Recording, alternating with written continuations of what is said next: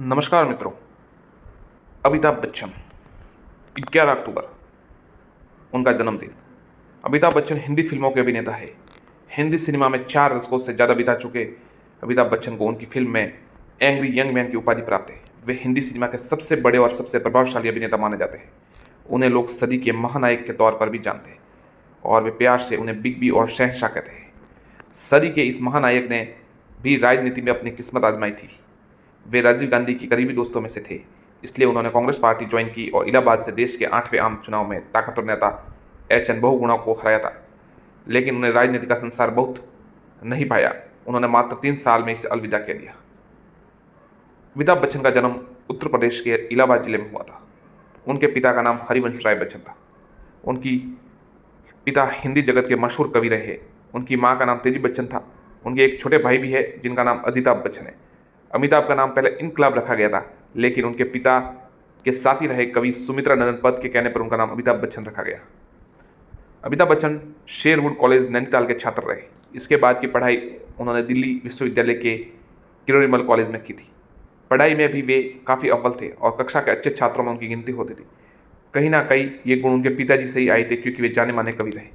अमिताभ बच्चन की शादी जया बच्चन से हुई, जिनसे उन्हें 2 बच्चे हैं। अभिषेक बच्चन उनके सुपुत्र है और श्वेतानंदा उनके सुपुत्र है।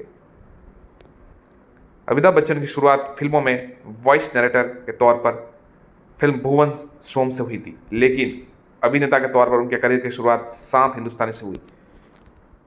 उसके बाद उन्होंने कई फिल्मों की, लेकिन ज़्यादा सफल नहीं हो पाई। फिल्म जंजीर उनके करियर का टर्निंग पॉइंट साबित हुई थी। उसके बाद उन्होंने लगातार हिट फिल्मों की झड़ी लगा दी। इसके साथ ही वे दर्शक वर्ग में लोकप्रिय हो गए। फिल्म इंडस्ट्री में अपने अभिनय का लोहा मनवाया। प्रसिद्ध फिल्में अगर देखें, सात हिंदुस्तानी, आनंद, जंजीर, अभिमान, सौदागर, चुपके चुपके, दीवार, शोले, कभी कभी, अमर अकबर एंथनी, त्रिशूल, डॉन, मुकद्दर का सिकंदर, मिस्टर नटवरलाल, लावारिस, सिलसिला, कालिया, सत्ते पे सत्ता, नमक हलाल, शक्ति, कुली, शराबी, मर्द, शहंशाह, अग्निपथ, खुदा गवाह, मोहब्बतें, बागबान, ब्लैक, छोटे मियाँ बड़े मियाँ, वक्त, सरकार, चीनी कम, भूतनाथ, पा, सत्याग्रह, शमिताभ जैसी शानदार फिल्में उन्हें सदी का महानायक बना दिया। सर्वश्रेष्ठ अभिनेता के तौर पर 3 बार राष्ट्रीय फिल्म पुरस्कार मिल चुका है। इसके अलावा 14 बार उन्हें फिल्म फेयर अवार्ड भी मिल चुका है।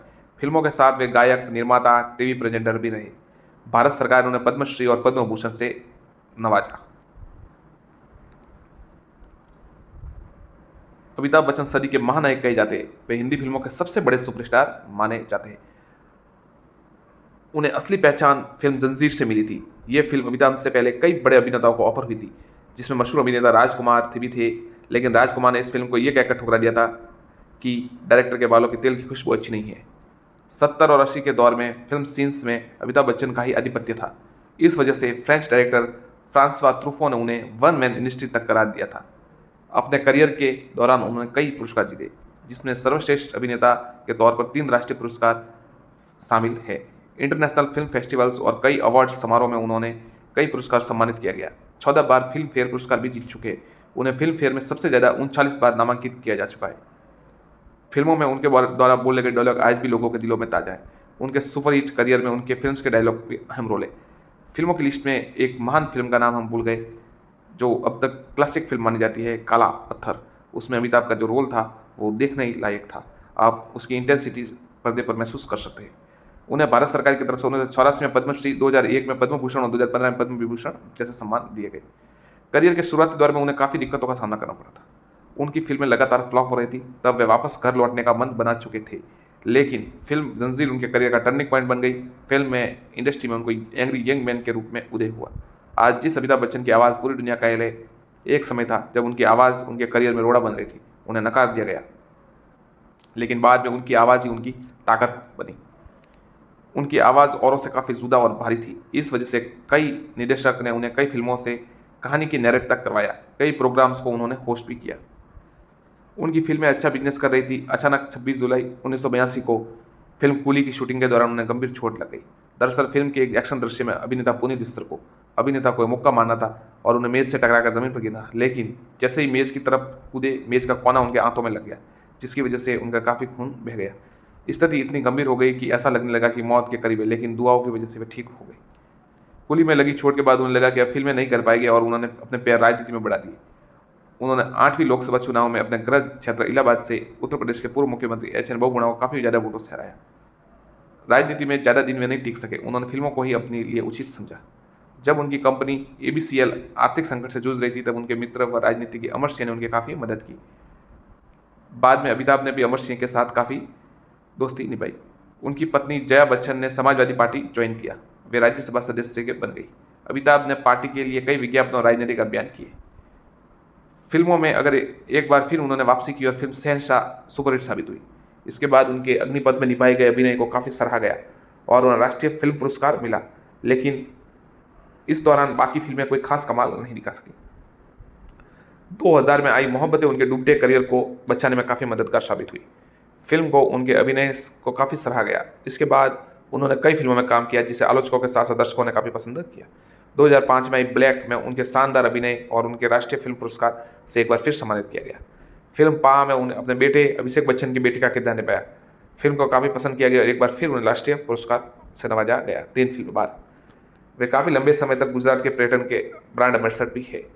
उन्होंने टीवी की दुनिया में बुलंदियों के झंडे गाड़े। उनके द्वारा होस्ट किया गया KBC बहुत पॉपुलर हुआ। इसने TRP के सारे रिकॉर्ड तोड़ दिए। इस प्रोग्राम के जरिए कई लोग करोड़पति बने। इन सब के इतर अमिताभ बच्चन लोगों की मदद के लिए भी हमेशा आगे खड़े थे। वे सामाजिक कार्यों में आगे रहते हैं। कर्ज में डूबे आंध्र प्रदेश के 40 किसानों को अमिताभ बच्चन ने 11 लाख रुपए की मदद की। ऐसे ही विदर्भ के किसानों की भी 29 लाख रुपए देकर मदद की। इसके अलावा कई ऐसे मौके रहे जो अमिताभ बच्चन दरिया तितर ले गए और लोगों की मदद की। जून 2000 में वे पहले एशिया के व्यक्ति थे जिनकी लंदन की मैडम तुसाद संग्रहालय में वैक्स की स्टैचू मूर्ति स्थापित की। अमिताभ बच्चन पर कई पुस्तकें लिखी चुकी है उनकी। देखिए, अमिताभ बच्चन द लेजेंड 1999 में, to be or not to be Amitabh Bachchan 2004 में, AB द लेजेंड 2006 में, अमिताभ बच्चन एक जीवित किंवदंती 2006 में, Amitabh the making of a superstar, looking for the big B, Bollywood Bachchan and me, Bachchanalia 2009 में प्रकाशित हुई। वे शुद्ध शाकाहारी है। 2012 में पेटा इंडिया द्वारा उन्हें हॉटेस्ट वेजिटेरियन करार दिया गया।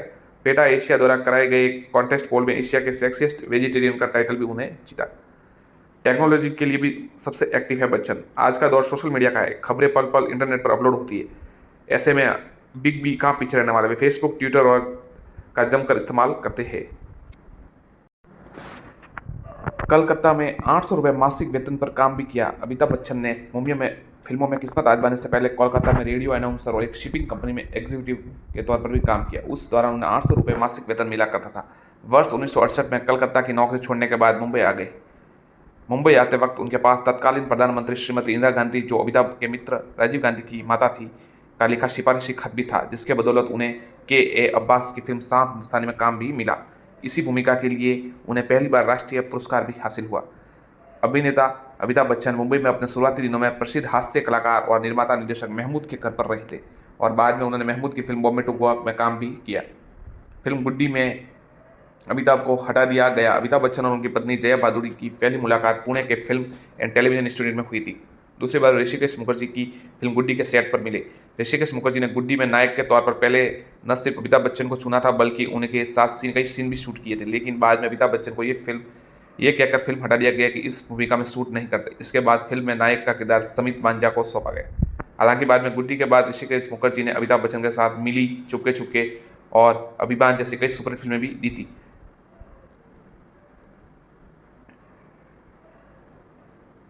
शादी के बाद ही जया को विदेश ले जा सके। अमिताभ बच्चन और जया भादुड़ी की शादी फिल्म अभिमान के रिलीज होने से 1 महीना पहले ही हुई थी। फिल्म जंजीर की शूटिंग के दौरान सभी कलाकारों और क्रू सदस्यों ने फिल्म के हिट होने की स्थिति में विदेश घूमने का कार्यक्रम बनाया था। चूंकि अमिताभ और जया की एक साथ पहली विदेश यात्रा थी, इसलिए अमिताभ ने अपने पिता हरिवंश राय बच्चन से विदेश की जाने की अनुमति मांगी। विवाह कर लेने के बाद विदेश जाने की अनुमति दे दी गई।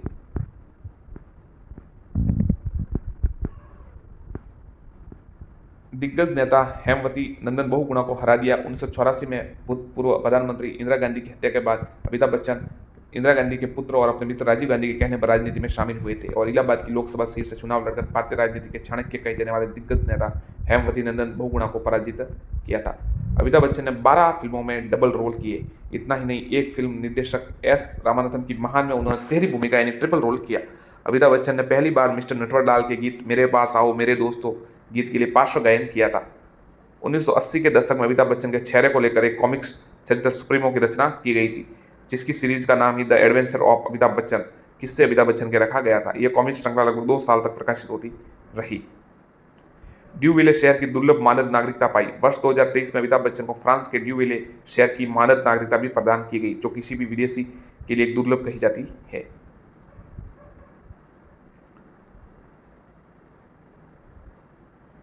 अमिताभ बच्चन के अतिरिक्त ये सम्मान केवल ब्रिटेन के महारानी एलिजाबेथ द्वितीय और पहली बार अंतरिक्ष में प्रवेश करने वाले रूसी अंतरिक्ष यात्री यूरी गागरिन तथा पॉप जॉन पॉल को ही द्वितीय को ही दिया गया है। जब अमिताभ बच्चन गंभीर रूप से घायल हो गए थे, तब सभी ने इतनी दुआएं की कि अमिताभ बाद में वापस ठीक हुए और फिल्मों में वापस सुपरहिट साबित हुए। मुकुल आनंद की फिल्म खुदा गवाह अफगानिस्तान में शूटिंग के दौरान तत्कालीन अफगानी राष्ट्रपति नजीबुल्लाह ने अमिताभ बच्चन की सुरक्षा के आदेश दिए देश के लगभग आधे सुरक्षा तंत्र को तैनात किया था। बताया जाता है कि खुदा गवाह अफगानिस्तान के इतिहास में अब तक की सबसे बड़ी हिट फिल्म थी। अमिताभ बच्चन का नाम कई फिल्मों में विजय रखा गया। ऐसी 22 फिल्में थी जिनमें अमिताभ बच्चन का नाम विजय रखा गया। वही इस सिलसिले में लेखक से जावेद अख्तर ने कहा था कि वो अमिताभ बच्चन हर चीज पर विजय पाते हैं, शायद इसलिए फिल्मों में उनका नाम विजय रखा गया। विजय नाम की फिल्में आप देख सकते हैं रण, निशब्द, गंगोत्री, गंगा, आंखें, एक रिश्ता, द बॉन्ड ऑफ लव, अकेला, अग्निपथ, शहंशाह, आखिरी रास्ता, शक्ति, शान, 1, 2 और 2, 5, दोस्ताना, काला पत्थर, द ग्रेट गैम्बलर, त्रिशूल, डॉन, हेरा फेरी, दीवार, रोटी कपड़ा मकान और जंजीर, इन सभी फिल्मों में अमिताभ बच्चन का नाम विजय रखा गया था। हम सुपरस्टार अमिताभ बच्चन, सदी के महानायक अमिताभ बच्चन को जन्मदिन की बहुत बहुत शुभकामनाएं देते हैं।